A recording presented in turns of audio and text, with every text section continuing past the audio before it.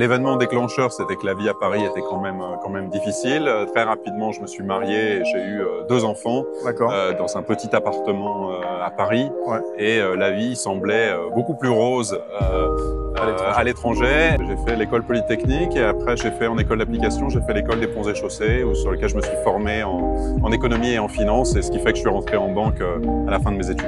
L'école de mes enfants, qui est une école qui s'appelle Saint-Joseph International, qui est une école catholique, et les coûts sont aujourd'hui environ de 45 000 Singapour dollars, donc ça veut dire à peu près 30 000 euros par année et par enfant. Et comme vous gagnez beaucoup plus d'argent par rapport à la France, votre épargne convertie en euros et à dépenser en Europe est plus importante. Des opportunités professionnelles et un horizon d'expansion professionnelle beaucoup plus important que ce que j'aurais pu connaître à Paris.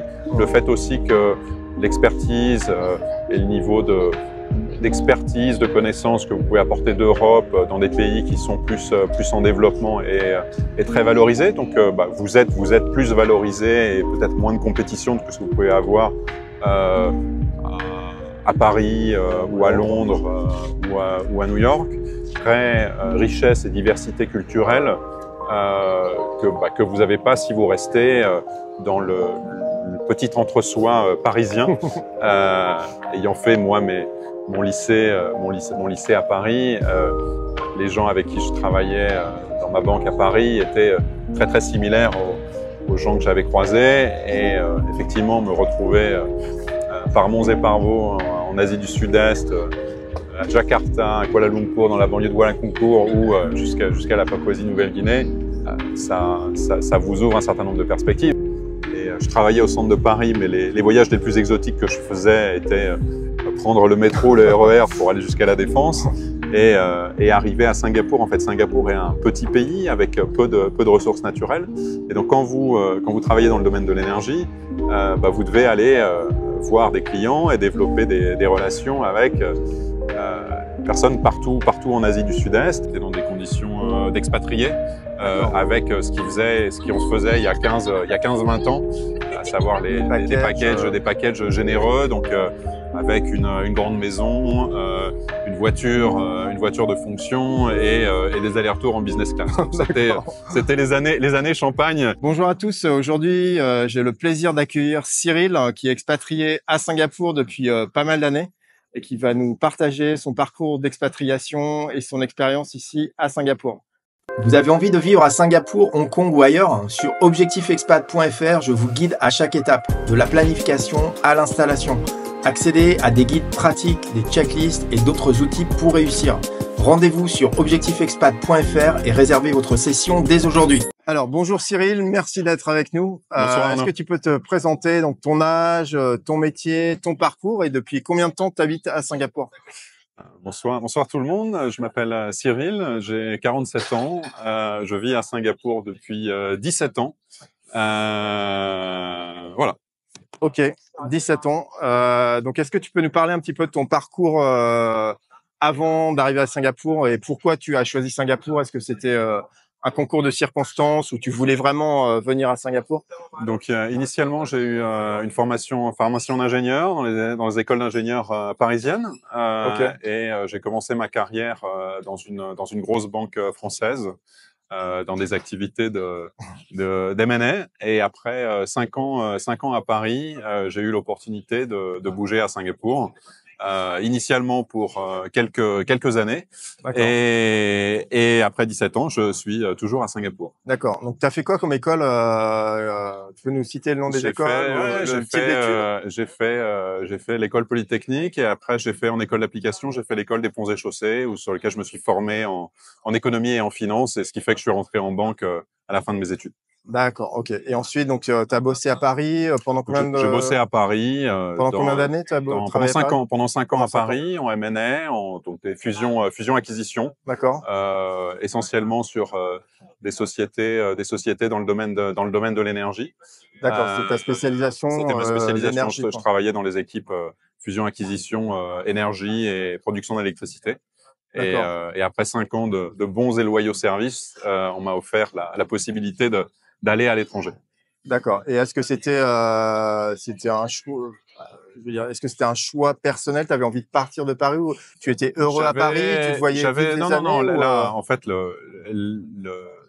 l'événement déclencheur, c'était que la vie à Paris était quand même difficile. Très rapidement, je me suis marié et j'ai eu 2 enfants D'accord. dans un petit appartement à Paris. Ouais. Et la vie semblait beaucoup plus rose à l'étranger. Et donc, j'ai voulu tenter l'aventure. Et la banque dans laquelle je travaillais m'a offert cette opportunité-là de pouvoir aller m'expatrier initialement pour quelques années. D'accord.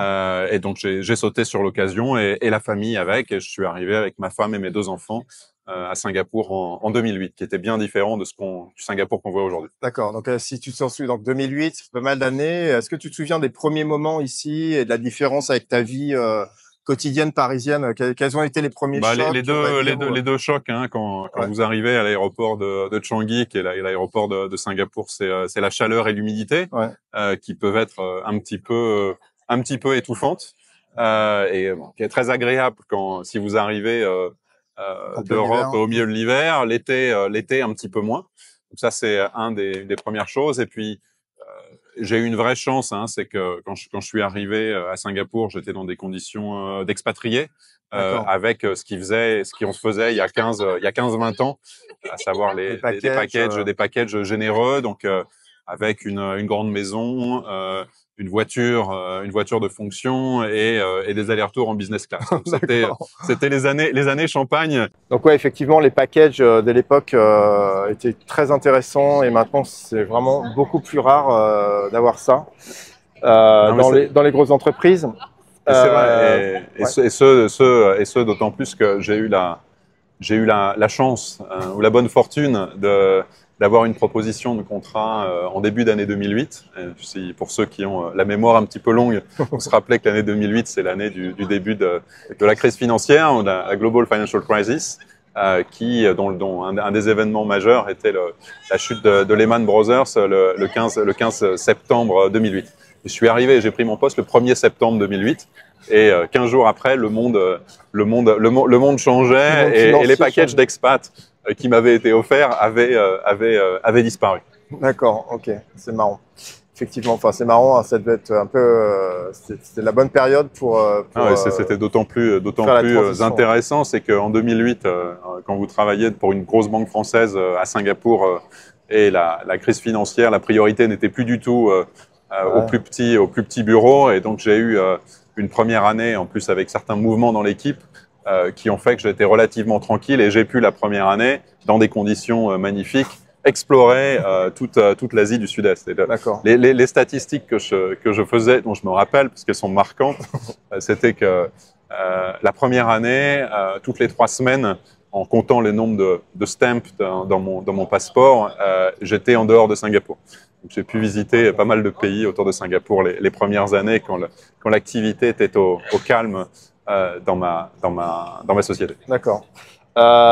Donc, en parlant des pays, donc là, on est vraiment super bien situé, Singapour, pour visiter toute l'Asie du Sud-Est. Donc, je pense que par ton travail et tes vacances, tu dois bien connaître les pays qui sont limitrophes et aux alentours.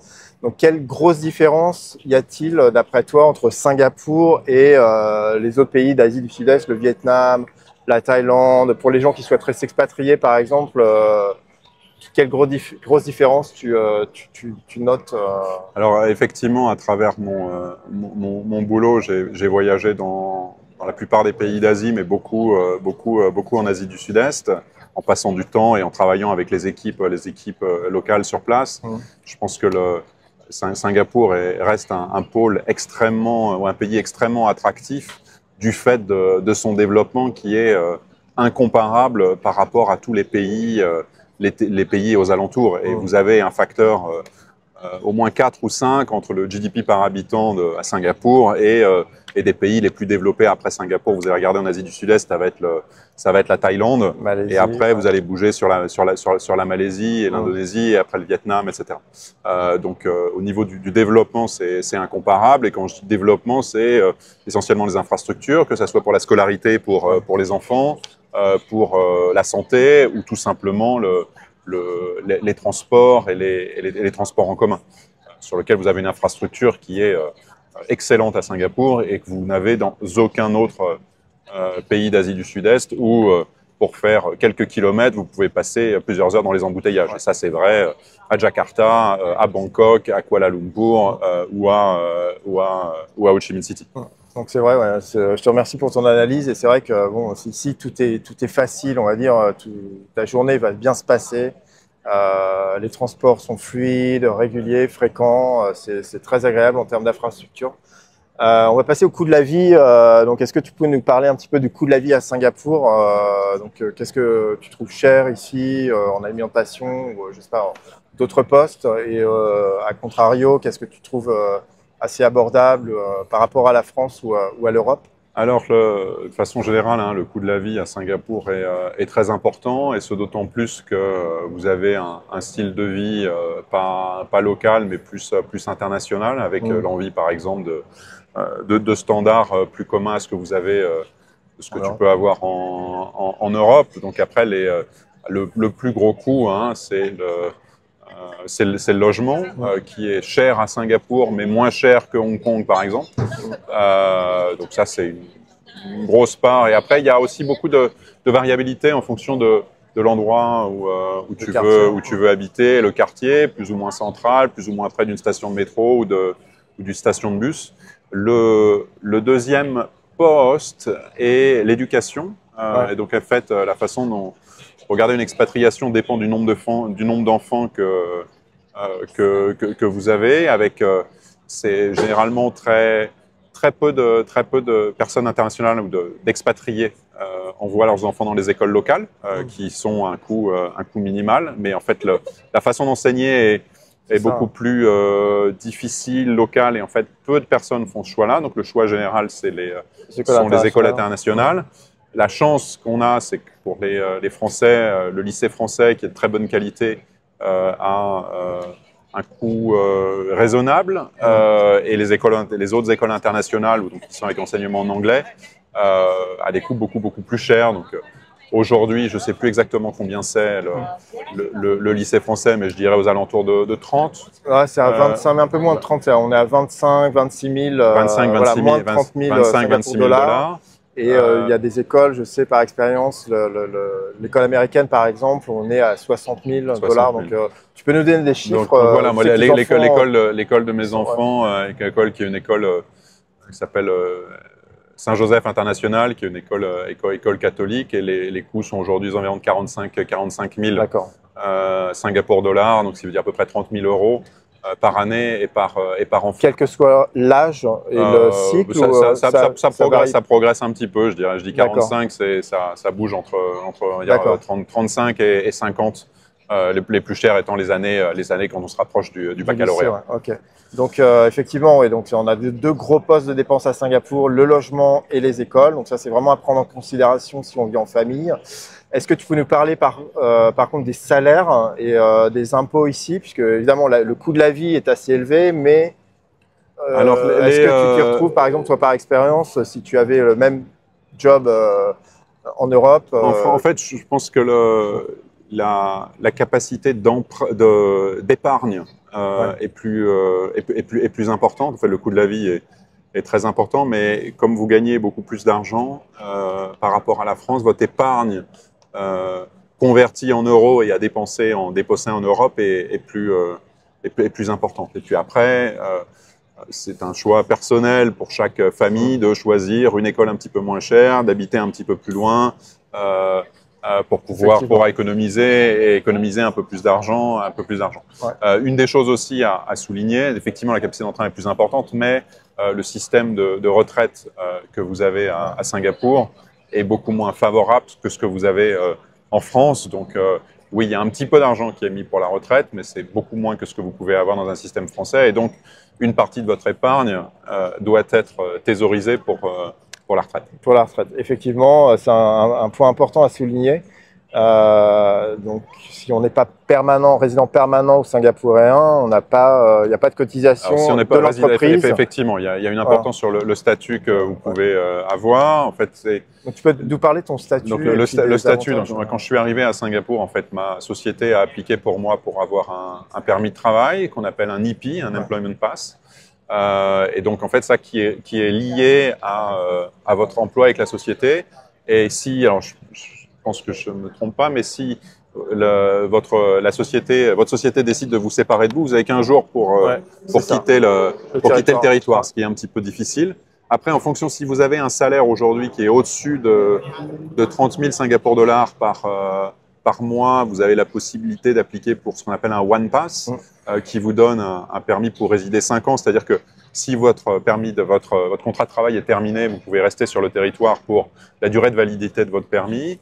Et puis après, mais c'est un process long et fastidieux, vous pouvez appliquer pour avoir un statut de PR, donc qui veut dire Permanent Resident, et aussi qui est un visa, un peu comme la green card que vous avez aux États-Unis, et qui vous permet de rester 5 ans et vous donne le droit aussi, enfin, induisent que la société doit cotiser pour vous et vous aussi au système de retraite qui s'appelle le CPF, le Common Provident Fund de Singapour. Et donc vous cotisez, alors si on veut c'est des chiffres, Arnaud j'imagine que tu veux des chiffres, la cotisation elle est sur un maximum de salaire maintenant c'est proche de 7 000 dollars. L'entreprise cotise 17% et vous cotisez 20%. Donc, ça veut dire que à peu près 1 400 dollars de votre salaire va en épargne sur un compte. Et ce qui est bien aussi par rapport au système français, c'est que c'est un système où l'argent qui est déposé soit par vous, soit par votre société, sur ce compte est de l'argent qui vous appartient. Ce n'est pas une boîte noire comme en France, où vous ne savez pas ce qui va vous revenir, vous savez chaque année ce qui est contribué, et quand vous arrivez à l'âge de la retraite, cet argent peut être débloqué. À quel âge on peut le débloquer, tu sais, non ça doit être alors c'est beaucoup plus tard qu'en France, hein, mais la France va progressivement vers ça. Je crois que c'est 63 ou 67 ans, quelque chose comme ça. D'accord. Et donc soit vous débloquez l'argent, mais vous avez aussi la possibilité, comme avec un système un peu d'assurance, de le convertir en une rente mensuelle jusqu'à votre décès. D'accord. Et donc là, c'est à vous de faire vos calculs sur votre espérance de vie et du rythme de vie et de la qualité de vie que vous avez eu au cours de votre vie. Donc, donc c'est intéressant, merci. Donc, effectivement, il y a des avantages. Ça fait partie des avantages de devenir résident permanent. C'est un peu drôle ce que tu me dis, qu'on est résident permanent, pas vraiment permanent en fait, puisque c'est renouvelé tous les 5 ans. Donc ça, c'est une différence avec Hong Kong où on est vraiment résident permanent pour le reste de notre vie. Donc merci pour ça. Est-ce qu'on peut parler du travail? Donc tu peux nous expliquer un peu en gros quel est ton travail et les différences avec la France, que comme tu as eu une expérience en France, les différences donc, en termes de manière de travailler ou de les 15 premières années à Singapour, j'ai été fidèle à mon employeur initial qui m'a embauché à la fin de mes études, les études d'ingénieur.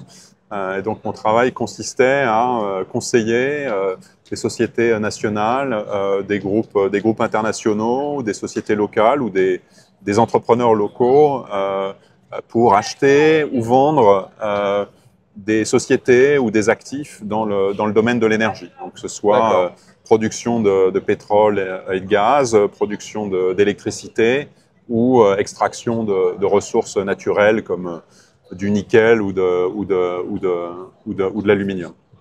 D'accord. Et donc en fait, ce qui a beaucoup changé ma vie, c'est que quand j'étais à Paris, en gros tous mes clients ou tous les clients de mon entreprise étaient à Paris ou à La Défense. Et donc je travaillais au centre de Paris, mais les voyages les plus exotiques que je faisais étaient prendre le métro, le RER pour aller jusqu'à La Défense et arriver à Singapour. En fait, Singapour est un petit pays avec peu de ressources naturelles. Et donc, quand vous travaillez dans le domaine de l'énergie, vous devez aller voir des clients et développer des relations avec personnes partout en Asie du Sud-Est et même un petit peu plus loin. Et mes premières années ont été extrêmement intéressantes d'un point de vue de découverte. Et j'ai notamment passé beaucoup de temps en Papouasie-Nouvelle-Guinée les premières années pour aider une société qui avait fait des découvertes de gros champs de gaz à faire venir des investisseurs. Et donc, quelques mois après avoir quitté Paris et la Défense, se retrouver à Port Moresby ou au milieu de la jungle de Papouasie-Nouvelle-Guinée pour aller voir les actifs que je devais vendre, ont constitué un des plus gros changements. Et puis après, tout simplement, d'être dans l'avion toutes les semaines. Quand vous travaillez à Singapour et quand vous avez des clients un peu partout en Asie du Sud-Est, vous prenez l'avion très souvent et vous appréciez la qualité de l'infrastructure dont je parlais initialement à Singapour et pouvoir être de chez vous à l'aéroport en moins de 30 minutes, pouvoir faire votre check-in 45 minutes avant le départ de l'avion et que ce soit à l'aller ou au retour. Ok. Est-ce que peux nous faire un petit peu avantages, inconvénients de Singapour rapidement, donc, pour les gens qui seraient en France, qui ne connaîtraient pas trop Singapour, qui aimeraient s'expatrier, quels sont les avantages pour toi, 2 ou 3 avantages et inconvénients? On va repasser à travers des choses qu'on a discuté un petit peu plus tôt, mais je pense avoir une capacité d'épargne plus significative que ce que vous avez en France. Moi, ce que j'ai vécu au cours des dernières années aussi, c'est des opportunités professionnelles et un horizon d'expansion professionnelle beaucoup plus important que ce que j'aurais pu connaître à Paris. Le fait aussi que l'expertise et le niveau d'expertise, de connaissances que vous pouvez apporter d'Europe dans des pays qui sont plus en développement est très valorisé. Donc, vous êtes plus valorisé et peut-être moins de compétition que ce que vous pouvez avoir à Paris ou à Londres ou à New York. Et puis après aussi une vraie richesse et diversité culturelle que vous n'avez pas si vous restez dans le petit entre-soi parisien. Ayant fait moi mon lycée à Paris, les gens avec qui je travaillais dans ma banque à Paris étaient très très similaires aux gens que j'avais croisés et effectivement me retrouver par monts et par vaux en Asie du Sud-Est, à Jakarta, à Kuala Lumpur, dans la banlieue de Kuala Lumpur ou jusqu'à la Papouasie-Nouvelle-Guinée, ça vous ouvre un certain nombre de perspectives. Et j'ai été aussi, et ce qui sont des vraies satisfactions, très souvent le seul blanc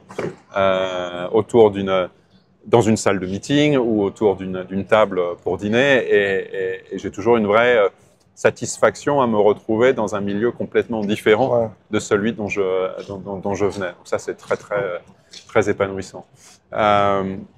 Et puis après, pour rajouter peut-être sur les positifs, pouvoir élever des enfants dans un cadre d'éducation et un cadre de sécurité qui sont incomparables. Je pense que Singapour doit être dans le top des villes les plus sûres du monde. Et ça, c'est une vraie tranquillité qui est apportée quand vous êtes parent de 3 enfants comme moi. Je suis d'accord.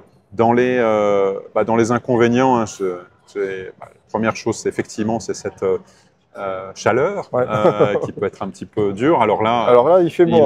Bizarrement, il est 9h du soir et c'est la température qu'on aimerait avoir tout le temps. Mais quand vous sortez à midi ou à 1h, il peut faire un petit peu chaud. Ou quand vous allez faire un jogging en plein milieu de journée, c'est un peu plus difficile que si vous le faites à la plaine à Caen. Des autres inconvénients, c'est le coût de la vie. Donc il faut être, si vous pouvez pas vous arrêter de travailler à Singapour parce que très vite vous vous retrouvez en banqueroute, et aussi un manque de protection sociale. Le système de chômage n'existe pas à Singapour, et aussi, je dirais, l'éloignement de la famille.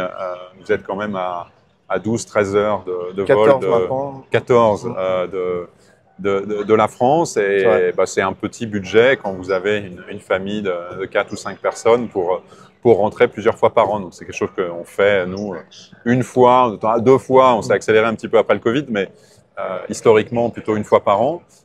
Et donc effectivement, ça s'est un petit peu pesé, parce que c'est un peu de distance avec que ce soit les amis ou la famille.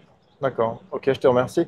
Est-ce que tu aurais quelques conseils peut-être à donner aux personnes qui regardent la vidéo, qui se trouvent, je sais pas, en Europe, au Canada, en Afrique, qui souhaiteraient s'expatrier à Singapour, qu'ils soient professionnels ou étudiants, ingénieurs ou non?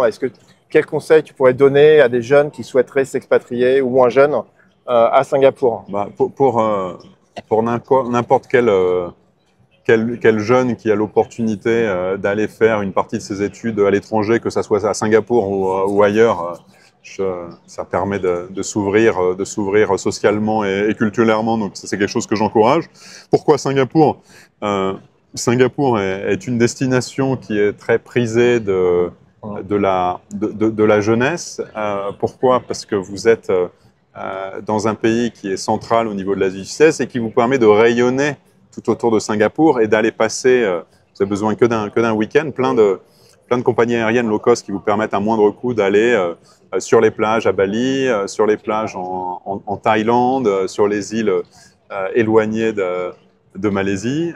Et vous avez aussi à Singapour de très très bonnes universités. Si vous regardez les classements mondiaux, que ce soit la NUS, l'ANUS comme on dit, NTU ou SMU dans une moindre mesure, qui sont des universités de très bonne qualité et un très bon enseignement. Donc, pour les étudiants, pour les gens un peu plus qui sont déjà dans la vie active, vous avez, c'est des banalités, mais vous avez un rythme de croissance en Asie du Sud-Est, avec une croissance de la population, une croissance du GDP qui est beaucoup plus importante que vous pouvez voir en Europe, et ce qui permet un développement économique plus important et donc beaucoup plus d'opportunités professionnelles que ce que vous pouvez avoir dans une Europe un peu plus stagnante que ce que vous avez ici. Et puis une vraie diversité de gens, de profils, une société complètement internationale. Il y a 20 à 25% de la population à Singapour qui n'est pas de nationalité singapourienne, et donc vous trouverez, que vous soyez français, anglais, espagnol, italien ou en Europe, une communauté qui vous accueillera et avec laquelle vous pourrez vous intégrer très facilement à Singapour. Dernière question, tes perspectives. Donc, est-ce que tu te vois vivre ici à Singapour pendant encore de nombreuses années, prendre ta retraite ici ou revenir en Europe? Quelles sont tes perspectives à moyen long terme? À l'heure d'aujourd'hui, je ne me vois pas retourner travailler en France ou en Europe. Donc, c'est travailler 5, 10 ou 15 ans encore à Singapour en fonction des aléas de la vie professionnelle. Par contre, rester à Singapour sans travailler, ce que je disais, c'est un coût assez important. Donc, les différentes options, c'est soit rentrer en France pour pouvoir profiter du temps plus clément et de la bonne nourriture française et de la bonne qualité des aliments français, ou potentiellement dans d'autres pays d'Asie du Sud-Est où le coût de la vie est moins cher, mais tout aussi agréable. Ok, très bien. Bah, écoute, Cyril, merci beaucoup pour ce partage d'expérience et à bientôt sur Singapour. Bonsoir.